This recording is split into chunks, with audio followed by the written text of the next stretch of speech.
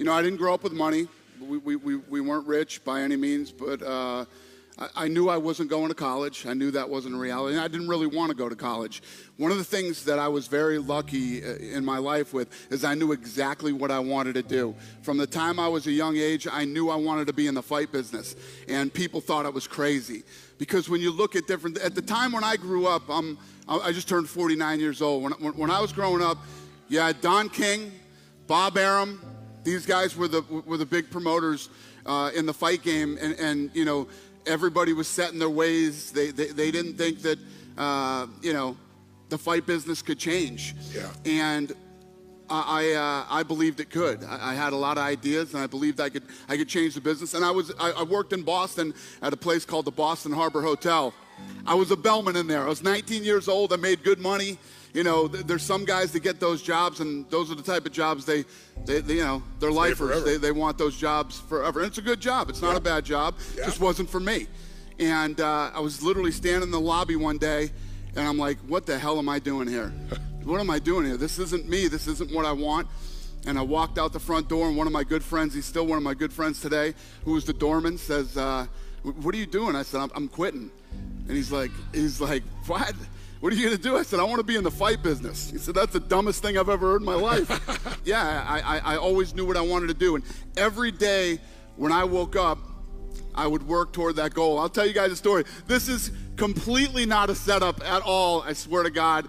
And this is the first time I'm talking to him about this, but I didn't even have a car. I had a mountain bike that I rode everywhere in town with, and I had a Walkman. For those young kids, you don't know what a Walkman is, but I had a Walkman, and I used to listen to Awaken the Giant Within, and I swear to God, and Personal Power. I listened to both of those tapes. Awesome, swear to God, I was, and I actually used to buy them for people for gifts. Really? I used to give them away as gifts to people, and everything that was in there is absolutely true, makes sense, and applies to everybody's life. It really does.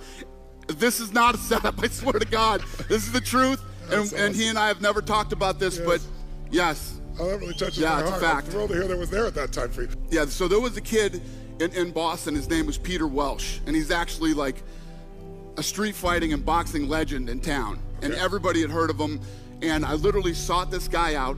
I went to him, and I said, I know this is crazy, you don't know me, but I want to work with you. You don't have to pay me. I want to learn everything that you can teach about the fight game. And I worked under this guy for like 3 years. Wow.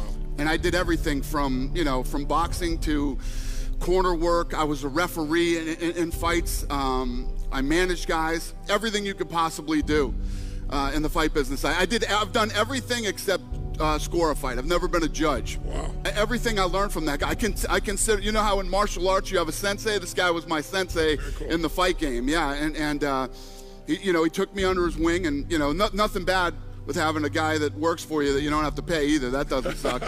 So, I worked hard for this guy. I learned everything, and then I eventually moved out to Vegas. So all the Boston guys will remember Whitey Bulger, and other people too. Yes, of course. So Whitey Bulger had a guy who worked under him, and his name was Kevin Weeks.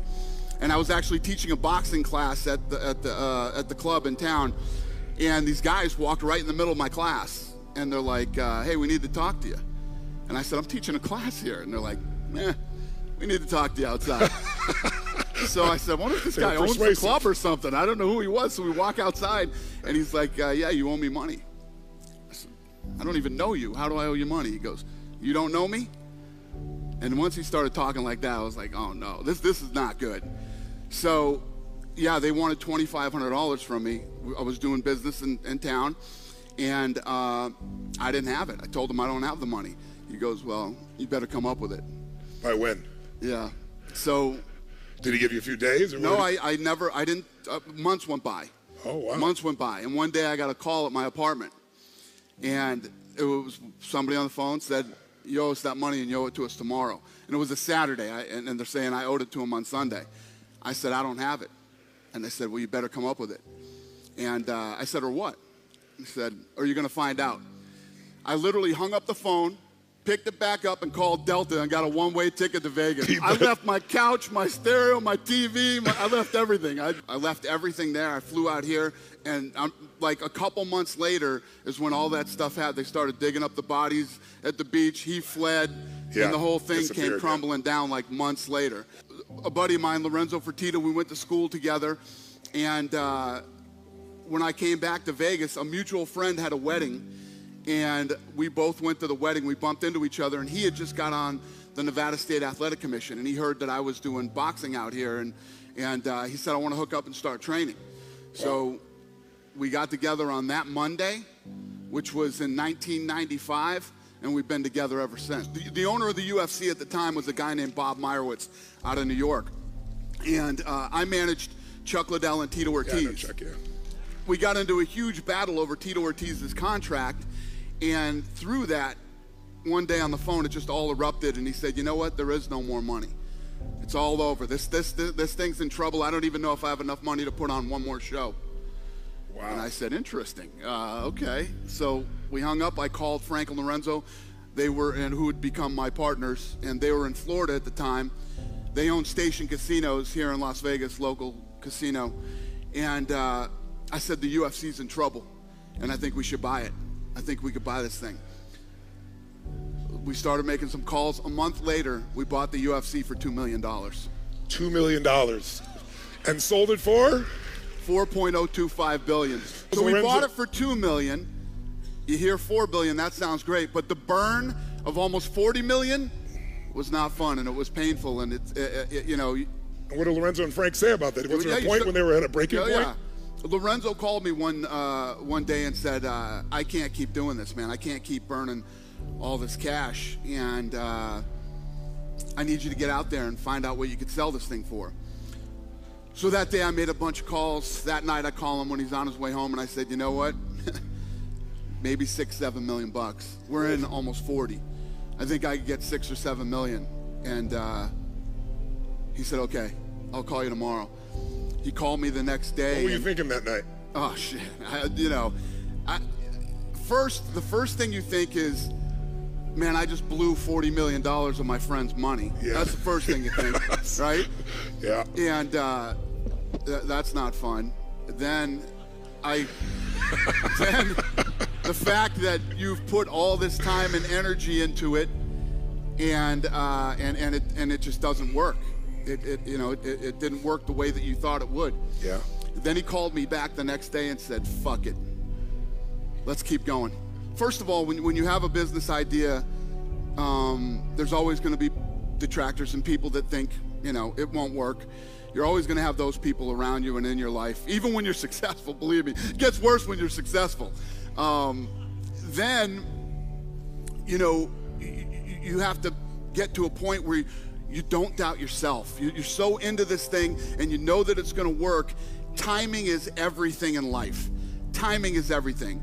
And we ran toward regulation. When you're never gonna beat the government. Okay, let me tell you this: when you get involved in your business and your business starts to grow and everything else, and the things that come at you, the government came after us and called us a monopoly. We took this business from zero to where it was. We create zillions of dollars in taxes, all these different, all the people that we employ all over the world, that when we go into the economic impact we have on cities, when we go into their cities, all this stuff, we're a monopoly now. We're being looked at as monopoly. So we're spending $7-8 million a year trying to defend ourselves from the government as a monopoly. Wow. These type of things happening, and I could go on forever. You go in, you do the right thing, and you pay your money, and you just take your lumps when you own a business. You don't try to fight these guys. You just roll with the punches, and you do what you're supposed to do. So we went in and we met with California, Nevada, New York, New Jersey, and the list goes on and on. Everywhere that had a real strong, regulation. Yeah. Everybody that had strong regulation. We went in and met with. Yeah. We educated them on the sport, and we started to open up and getting this regulated in all the different cities. And then we started to go to other parts of the world and get it regulated, and the list goes on and on. Then I had to fly from state to state and meet with all the reporters. You start meeting with the, you know, from the New York Times to the this, that, local sports reporters who cover sports every night in your hometowns. I literally flew around the whole country doing this for years. And nothing happens overnight. It's all it's an all accumulation hard work, of all man. that you've done. Yeah, Man. you just have to keep grinding every day. Every day you get up, and it's, you know, for us to make this happen with the UFC, it was really all about education. And I always knew two things. If I brought these athletes in and you met them, you would realize the type of people that they are, and they're not what you expected them to be. And if I ever got you to a live event, nobody walks out of a live event and goes, yeah, I don't ever want to see one of these again. That's true. So the energy's unbelievable. I knew if I could get you at least to get, whether you were a sponsor, a TV network executive, or whatever it was, if I could get you to the live event, I got you. You know, when you talk about manifesting your own destiny and talking about, you know, that is Ronda Rousey, that is Conor McGregor, that is any of these successful people that you meet.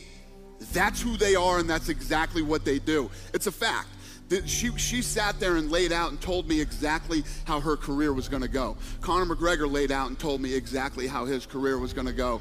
These type of people, it's real. It's absolutely real, and I've seen it many, many times in my life. I love when people doubt us. I love when people say no. You know, even when we just sold the company. When we sold the company, it's been 2 years now, right? We sold the company, and then everybody, it's always surrounded by anything you do positive in your life, and anything that's huge, it will immediately be surrounded by negativity, right? Immediately, get ready for it, because no matter how successful you become, one thing never goes away: negativity, haters, whatever you want to call them. It's always there, and you have to read it every day.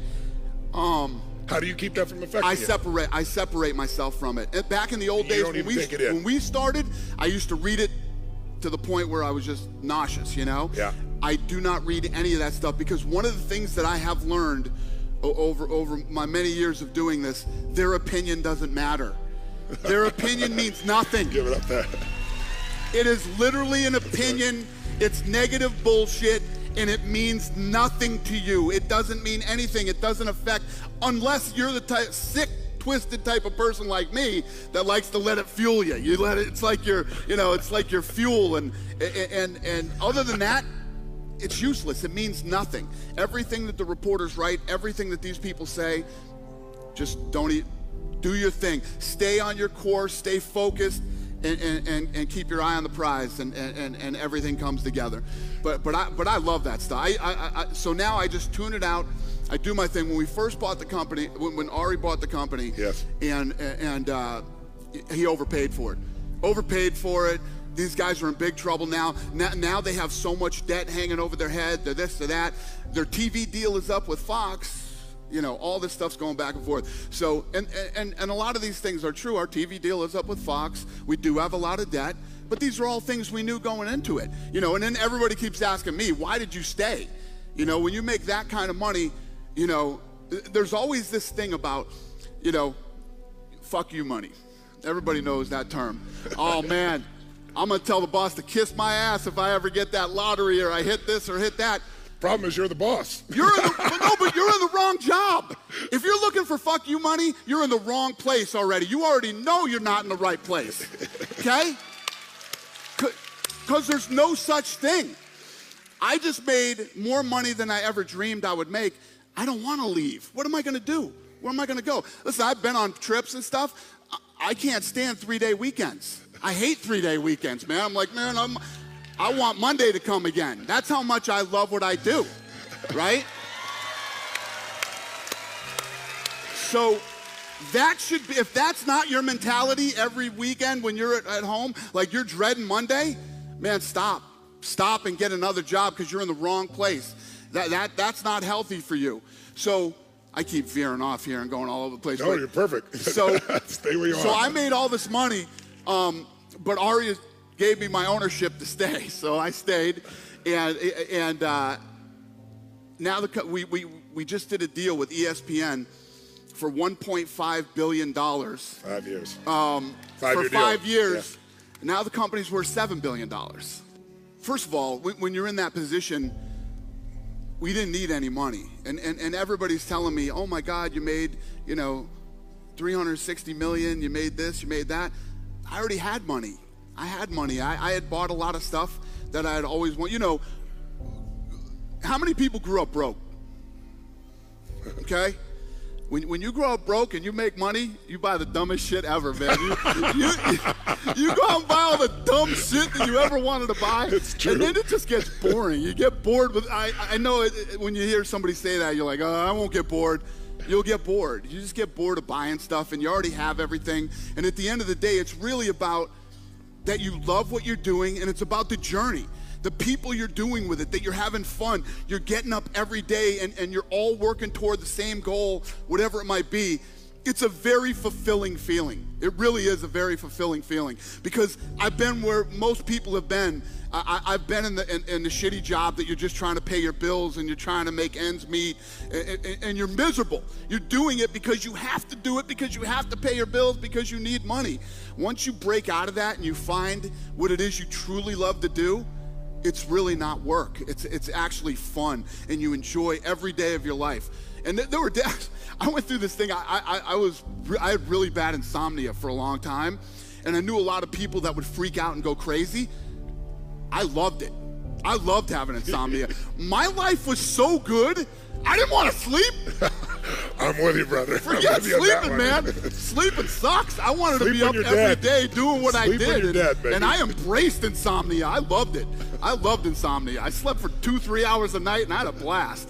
But when you get to that point in your life, fuck sleeping, man. No way.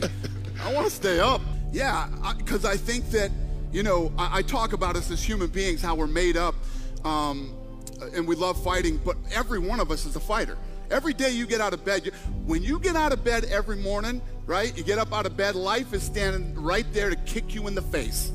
Ready, leg cocked, ready to go to kick you in the face. Because every day when you get up, bad shit's coming at you, right? Forget about work, your personal life, everything. Car don't start, the this, the that. Life is ready to get you, and you got to get up and you got to fight through that bullshit every day. You have to, if you don't, you can't roll over. Can't roll over, man. You got to fight through all the shit that life throws at you. Then you get to a point where life's throwing a bunch of shit at you. Now work's throwing a bunch of shit at you. Your business that you have to fight for every day, and you have to get up and you have to have that to get up and fight every day, man. And once you get into it and you start fighting, it becomes addictive. You actually like it. Yeah. I'm so sick and twisted that if there's no chaos in my life, I create chaos now. It's like, yeah, it's very, yeah. I love it. I love competition. I love things I love adversity. I love when adversity comes at us. I love solving problems. I love, Yes. in personal and professional life. I really do like. When we bought this company, ESPN would not cover us, wouldn't talk to us, wouldn't meet with us. January 1st, we're on ESPN with one of the biggest deals they've ever cut in combat sports history. So it took 18 years. When we first started this thing, you're talking 2001, right? And you have all these older guys that are in these powerful positions, okay? All these older guys are in these, and they're set in their ways. They don't want anything new. They're not looking to rock the boat. I'm not messing with this stuff. I don't get it, I don't like it, and I'm never gonna like it. Yeah. Now, if you can figure out how to grind and keep growing and everything else, we finally got on TV on a small little network called Spike that had just started at the time. And what happens is younger people start to see it, right? And then they start to take over. Exactly. It starts to build, and then those younger people that grew up watching that are now in these powerful positions, whether it's in the media, whether it's in television networks, sponsorship, or whatever else might be. It's like, it's the UFC. I grew up watching that, Not as scary as it was to the older generation that was on their way out when we started. When you think about it, we haven't even scratched the surface of how big this thing can be. We're still going into countries. September 5th, we're in Russia. Korea's building this huge arena. We're going into Korea. I have a guy right now from China who is really good and looks like this guy could be a world champion. Wow. Yeah. So Conor McGregor, I go over to Ireland, and I like to go in all the pubs and all that stuff, and we had a pretty good fan base there at that time. And people kept talking to me about Conor McGregor, you got to sign Conor McGregor. So I come back, and I talk to my matchmakers. I'm like, who the hell is this Conor McGregor kid? And I'm like, he's a kid. He fights over there in the local shows, whatever. I bring him out to Las Vegas, and I go to dinner with him, right? And I hadn't seen him fight, nothing. I just wanted to meet him. Oh, interesting. So we go to dinner, and I leave this dinner. I call my partner, Lorenzo. I said, holy shit. Now, I don't know if this kid can fight, but if he can even throw a punch, he's going to be the biggest star anybody's ever seen. I can tell you that right now. He's like the new version of Ali. I knew the night that I met that kid, and he ended up being the real deal. What was deal. it? What was the qualities that you saw in him then that we all see? He just has this unbelievable personality, his laugh, his sense of humor, his everything. He just certainty. He has that it factor, that thing that you can't teach anybody. He just had it. Yeah. He had it in truckloads. Yeah. How do you manage? You have to be a leader. Yeah. You have to be a leader, and you have to get people to believe as you believe and to want the dream as bad as you want the dream. And you have to, it's great to have a bunch of people in your place working, but you want enthusiastic people that love what they're doing as much as, those are the type of people you want. And that's the type of shop we've run since the day we opened. And you have to, it's great to have a bunch of people in your place working, but you want enthusiastic people that love what they're doing as much as, those are the type of people you want. And that's the type of shop we've run since the day we opened.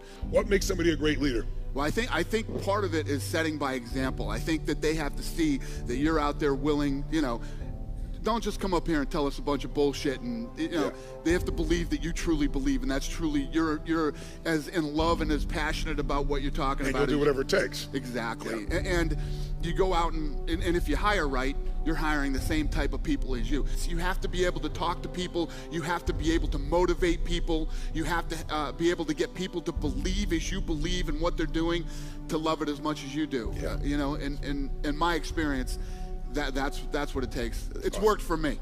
When you continually give a good product, people are going to cut you some slack when there are a couple of bad ones. They know that, listen, every Super Bowl you've ever watched isn't the best football game you've ever seen. It's like you can't guarantee that that's always going to be the best, but you try hard. Earlier, I like authenticity. I don't need everybody to, listen, if you show up and you're Conor McGregor, you can fight and you can talk, you're really funny and all that stuff, home run. Incredible. I love it. I'll take it all day. But I want you to be you. I don't ever want you to act like somebody else, because it's not genuine. It's not authentic. Crazy. I think that from what I've learned, and as I look back on my life, everything in life is about timing. Yes. It really is about timing, the right time, the right place, the right everything. And I also believe that you create your own timing in life too. You're really lucky when you work your ass off. Right? Yeah, exactly. It's the thing is, everybody, what's the worst thing that can happen if you try? If the day that I walked out of that hotel, right, and I went to do this, it doesn't work out, I can go back and be a bellman again whenever I want to. You can always go back and do that. The worst part is not trying. Yeah. You have to try. Nobody's ever going to do anything without trying. That's right. Last question. Guess what? It's never the right time. It's never the right time. It's like, I can't now. I got this truck I just bought. I got payments on this friggin' thing. I got this. If you do that to yourself, you'll never do anything. Forget the truck. Forget this. Forget that. Go for it. Just go for it. Believe me, I'm living proof that it can happen.